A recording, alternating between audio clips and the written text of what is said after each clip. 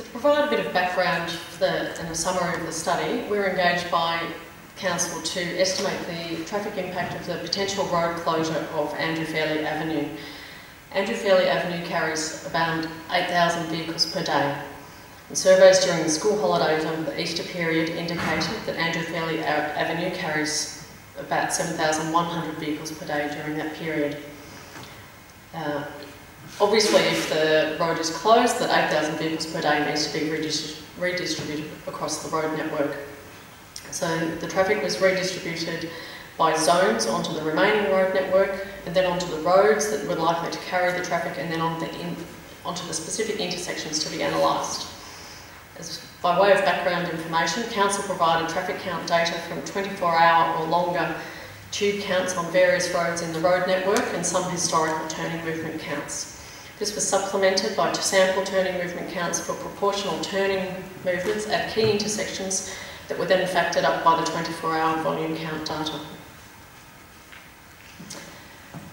Sidra Analysis, which is a software package for analysing the operation of intersections, was conducted on the following intersections: Friars Street and Railway Parade roundabout, the Friars Street Thompson Street reverse priority T intersection, New Dookie Road and Wheeler Street T intersection, the Old Dookie Road, Wheeler Street signalised T intersection, Lockwood Road and Midland Highway signalised T intersection, and the Horden Street, New Dookie Road, Balaclava Road and Verney Road roundabout. The scenarios that were modelled or analysed included the existing AM and PM peak periods, the post-closure peak periods with the redistributed traffic volumes, 10 years post-closure peak periods to future-proof or future test the proposed closure scenarios, and then also for comparison purposes 10 years without the road closure was analysed so we could compare and see what the difference would be. In terms of roadway or mid-block capacities, a typical two-way capacity of an arterial road with adjacent parking lanes or clearway conditions is about 18,000 vehicles per day.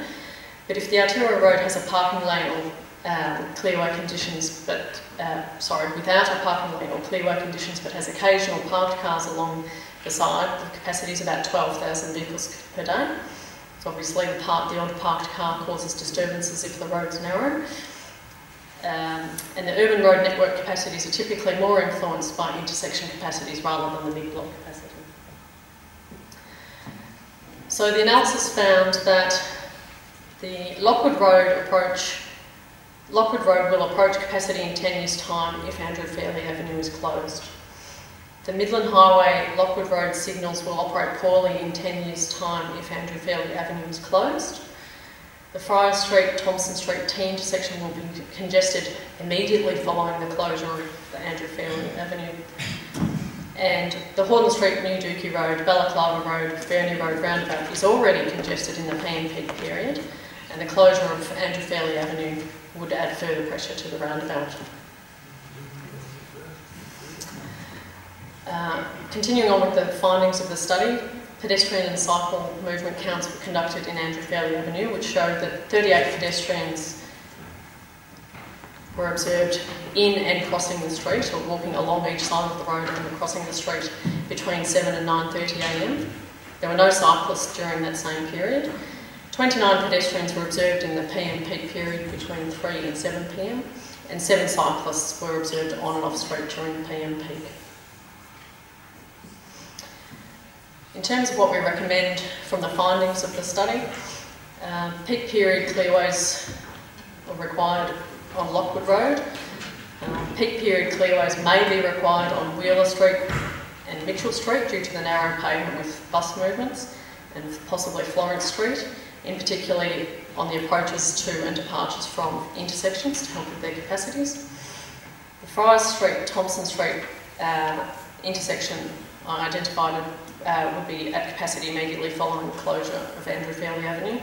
So we've recommended a network model of traffic signals linked to traffic signals at the current roundabout at Friars Street and Railway Parade, which could also incorporate the railway level crossing.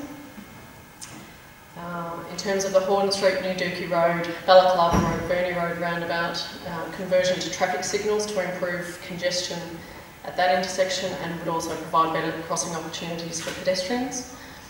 In the Midland Highway, Lockwood Road, the intersection improvements will be required within the next 10 years to accommodate the additional traffic in the future.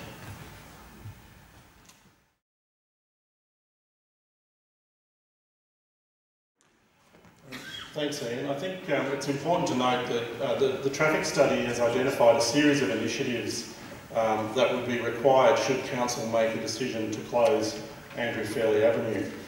In addition to the works that have been outlined and suggested by Traffic Works in their study, Council engineers have also done some work to determine some other intersections in and around the Shepparton East Industrial Zone that we believe are worthy of other works that would supplement the recommendations made in the report. So just to summarise briefly the major recommendations of the report and some of the additional works that Council engineers are recommending as part of an overall package should Council make a decision to close the road. Probably the highest priority things identified in the report are the Hordern Street, New Dookie Road, Balaclava Road and Verney Road roundabout. We know, and you all know now, that particularly during the PM peak, but I come through there every morning as well, we already have substantial traffic backlogs at that roundabout, and the Traffic Works report indicates that the degree of saturation at that intersection is already over the 1.0 mark, and so the report is basically telling us what we already know, and that is that intersection needs some work, and it needs some work now. And Council, having received that report, will need to consider works that are required at that intersection now, regardless of the situation with SPCA and Andrew Fairley Avenue. The Friar Street, Thompson Street intersection at the PM peak performs reasonably well at the moment. However, it will reach theoretical saturation point if Andrew Fairley Avenue was to close. In conjunction with both Traffic Works and our own engineers, we're recommending two major changes there. One is the signalling of the intersection of Friar Street and Railway Parade, and then the removal of the dogleg that exists at the moment to straighten out Friar Street all the way through, and the signalisation of the intersection of Friar Street and Thompson Street. By signalling both of those intersections and coordinating or synchronising those signals, we can improve traffic movement through that intersection. The report also makes some recommendations about some clearway conditions, particularly in Mitchell Street, Florence Street and Wheeler Street, and that those clearway conditions might be required at certain times of the day for relatively short periods, and probably only on one side of those roads. Lockwood Road would benefit from changed parking arrangements within the next 10 years, and Council engineers have determined that a similar clearway approach may be appropriate at certain times of the day for Lockwood Road. That package of high priority works that have arisen directly from the Traffic Works report are estimated to cost in the vicinity of $2.5 million.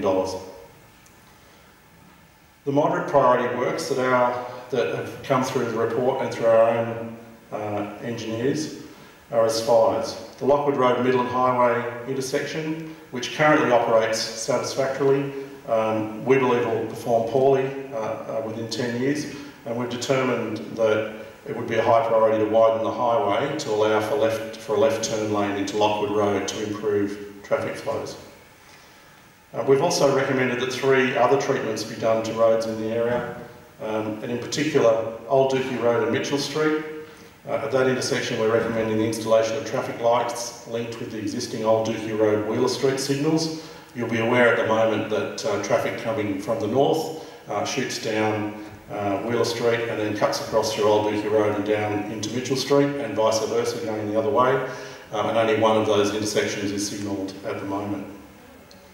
Old Dookie Road and Lockwood Road, we're suggesting we need to widen the pavement on the southeast corner to allow for a left turning lane, and at New Dookie Road, Wheeler Street, adjacent to the sale yards, the installation of traffic signals and modifications to that intersection would improve traffic flows in that area, particularly if we were to synchronise those traffic signals with the recommended upgrade to the Hordern Street, New Dookie Road, Balaclava Road, Verney Road intersection. Again, for those of you who go through that area, you'll notice, particularly at the end of the sales, trucks can be backed up down Wheeler Street quite a way, and because of the roundabout situation just down the road, because there's cars constantly coming down New Dookie Road, it's quite difficult for the large trucks to get out onto the road to make their turn. So a signalled approach there we think will give the opportunity for breaks in the traffic to allow the heavy vehicles to get out, and then at other times of the day when we don't have the heavy vehicles, we can allow the traffic signals to allow traffic to flow through there. The estimated cost of works to address these moderate priority items is about $0.8 million. So all up, if you look at the high priority things that have been identified directly out of the Traffic Works report and the package of other measures that our engineers are recommending, we're looking at about a $3.3 million package of works. We are already in detailed negotiations with the state and federal governments over Council's existing plans for an upgrade of Old Dookie Road. You'll be aware that Council's already done some work in Old Dookie Road of late, out as far as Wheeler Street, and for some time it's been on our capital works list, and we've been in discussions with the government over extending those works from Wheeler Street all the way out to Doyles Road.